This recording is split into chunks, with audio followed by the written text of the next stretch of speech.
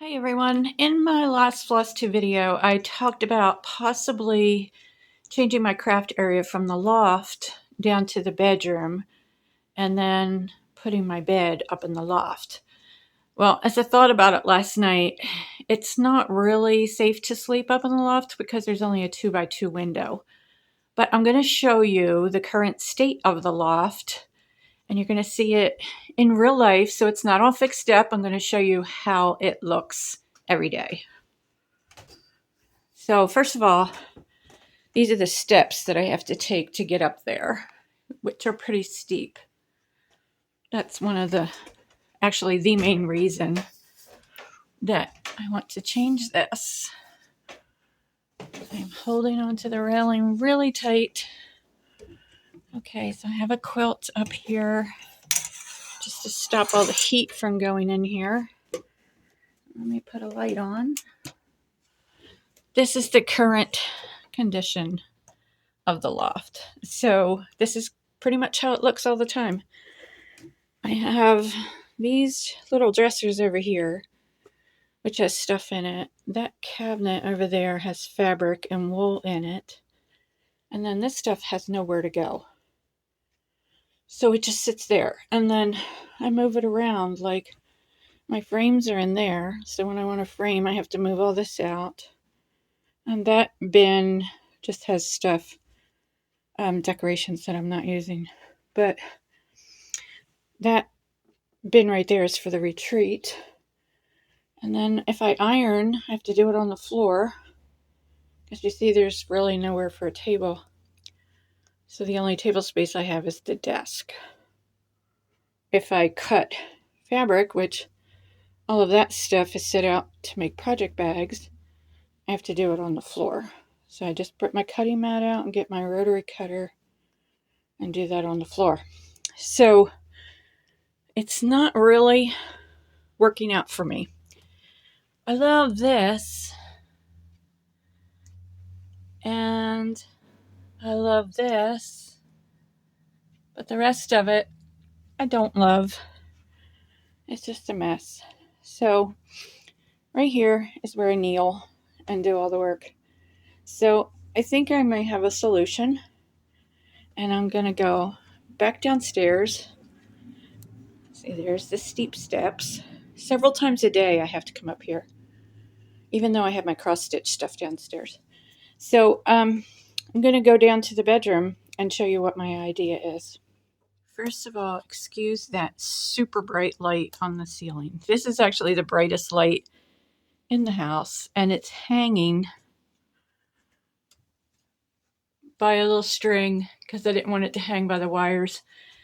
I attempted to put this light up by myself, and that's actually what it's going to look like.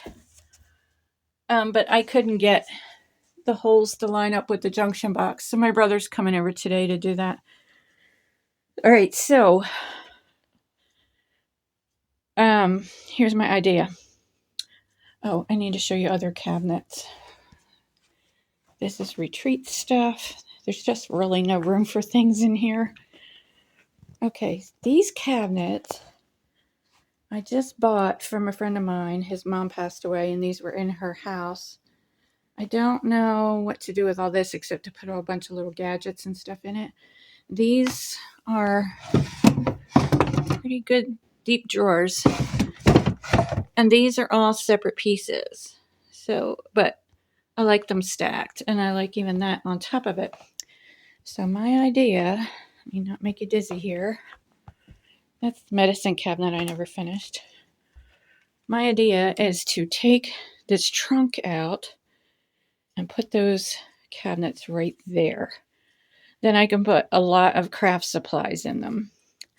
Then over here, I would take the printer and the table, put it in the loft, and put a small table there with my sewing machine on it.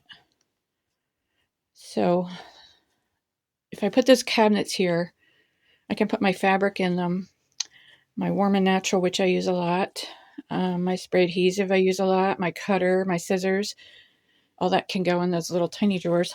So that is my idea for my craft room. Now let's see how it works out, or if I can actually do it and make it work.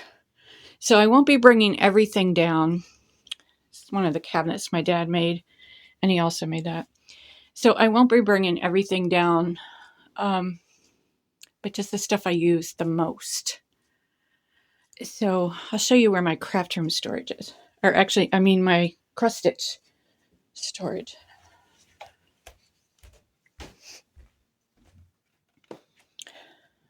So you're going to see little things like that's a heating pad. I did not pick everything up. Got my cereal bowl. This is my stitching chair.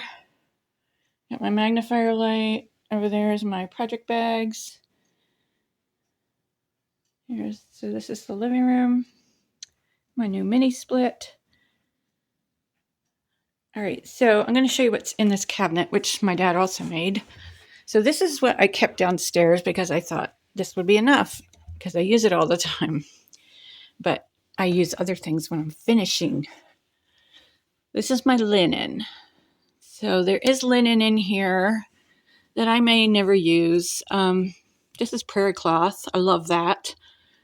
And there's some really good linen in here. Well, that one I just bought. Let's see. So this linen, this is an example. This is from a thrift store.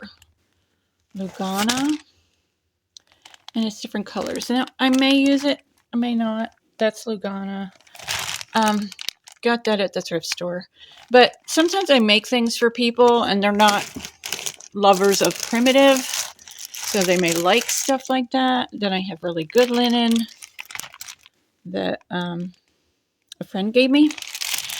And then I have a few pieces that I bought. Some more Weeks Dye Works. A friend gave me. So I have some that I bought.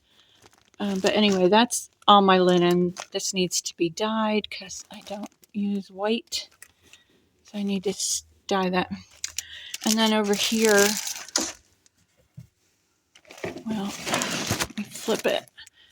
I keep all the little pieces. So they're good for like ornaments and things. I know you can't. There we go. Can't really see it good. Down here are my patterns. I have them categorized by season. And this, let me see, this is my Osnaburg that I just bought. This is all the patterns that I've stitched already.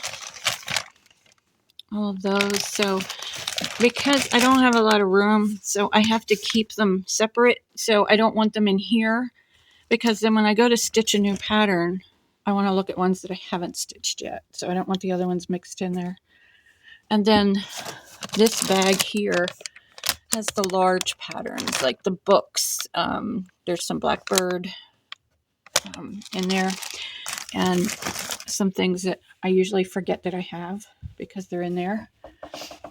Over here is my DMC. And then just laying here, real fancy, are my fancy flosses. So they're just laying in here on rings. And then I have some other fabrics that someone gave me that I might use. And then down there is just odds and ends, you know. Here is some things that people gave me at retreats. And I pull from that when I need something.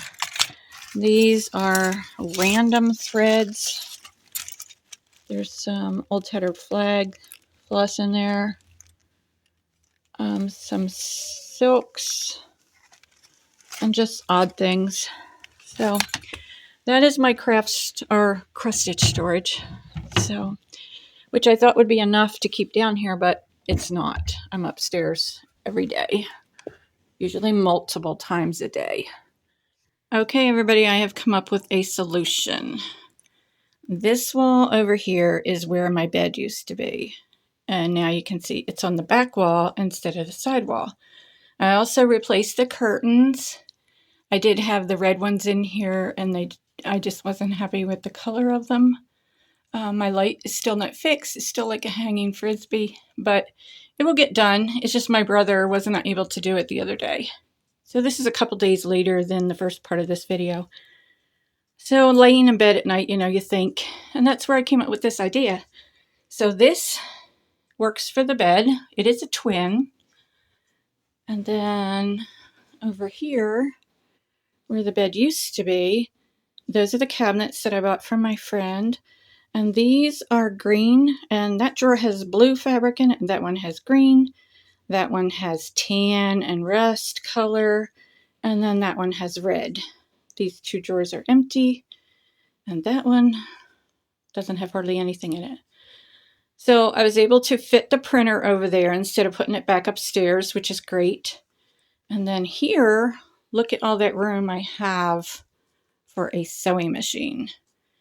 So my little tiny hamper, I'm glad it's small. I may put that in the bathroom, but I think it's going to be okay here. Now I do have a desk up in the loft with the sewing machine on it, but there is no way I can bring that down by myself. So I have to get help with that. So that's when the sewing machine will come down. I did take things off the walls. I had stuff up here, and it was just random things that didn't look right. And then this was over here with the table mat under it that my friend Kathy made me. And I wanted to put that over here because I kept like my reading glasses in it and stuff for when I was laying in bed at night, but the sign is too wide for that space. So I don't have anything there yet, but it will have samplers once they're stitched. And then here I put my maker and mender. This stuff looks really small in the video, but it's all good. So everything is going to fit in here, and it's still going to look good. And that is it. So this wall over here I did not change. That's just behind the door. Little old dresses. And these little hearts are special to me because they were hand stitched from an old cutter quilt by a friend of mine that passed away in the hurricane. She was caught in a mudslide and just washed down the mountain, and she passed. So she gave me those years ago when we used to do craft shows, so they're special to me. So I need to do some samplers. I have one that has, I think it's a la-di-da, and now I lay me down to sleep. That would look perfect over there. And I just need some more things to put here, but that just gives me an excuse to stitch because that's empty walls. So that's it, everybody. Thank you for all your suggestions. Murphy bed just would not work. As you can see how low that ceiling is. It's right at the top of the window, and I don't really care for Murphy beds anyway. I don't want to do that work every day of setting it up and taking it down. And this is a bed I've had for years and years. It's metal, and it used to be my nephew's when he was little, and I just move it around with me. I absolutely love it. So that is it, everybody. I will see you on the next video. Thank you for your comments. Thank you for your concerns about the steps. I will be using them as little as possible. Bye, everybody.